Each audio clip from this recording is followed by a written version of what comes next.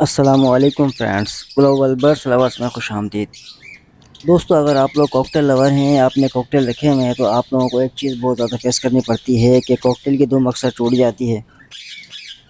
होता यूँ है कि कॉकटेल बहुत ही शाय बर्ड है, बहुत ही ज़्यादा फड़फड़ा होता है। जब भी आप उसके केज के पास जाके खड़े होते हैं तो वो फड़फड़ाने की वजह से उसके फीदर भी डैमेज होते हैं, इसके अलावा उसकी टेल भी डैमेज हो जाती है।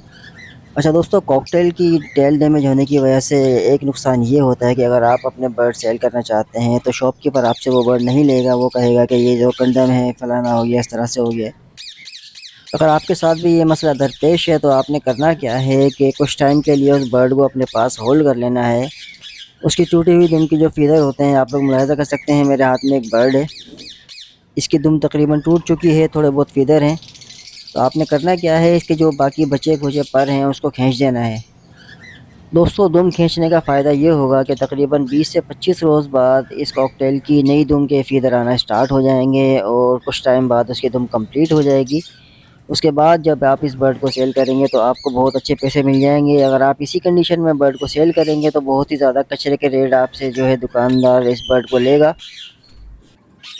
दोस्तों, कॉकटेल पालने वालों के साथ ये अमूमन इस तरह के मसले मसाइल आते रहते हैं। अच्छा, अगर आप लोग कॉकटेल का डर ख़त्म करना चाहते हैं तो छोटी सी टिप मैं आपको बता देता हूँ कि रात के अंदर आपने अपने शेड के अंदर बिल्कुल अंधेरा नहीं रखना है, थोड़ी बहुत रोशनी रखनी है ताकि आपके कॉकटेल के अंदर डर ख़त्म हो जाए।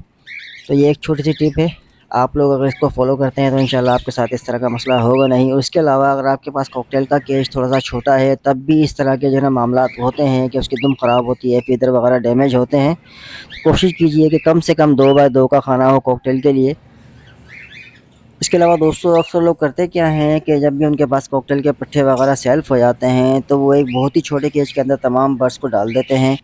इससे भी बर्ड के फीदर डैमेज होने के जो है ना चांसेस रहते हैं। तो आपने कोशिश यही करनी है, अगर आप बहुत सारे पट्टे एक साथ डालते हैं तो या तो केज बहुत ज़्यादा बड़ा हो। इसके अलावा दोस्तों, एक ट्रिक ये भी होती है कि बाज़ औक़ात हम केजेस के अंदर जो लगाते हैं स्टिक वगैरह, वो बहुत ज़्यादा करीब करीब लगाते हैं या इस तरह से लगाते हैं कि जब बर्ड आपका फ्लाई करता है तो वो स्टिक से टकरा रहा होता है। तो इस तरह से आपने नहीं करना है, आपने ख़ास गैप देना है। ये छोटी सी टिप्स थी जो कि आपके साथ शेयर करना मैं चाह रहा था। उम्मीद करता हूँ वीडियो आपको पसंद आई होगी। वीडियो पसंद आती तो वीडियो को लाइक कर दीजिए। Thanks for watching. अल्लाह हाफिज़।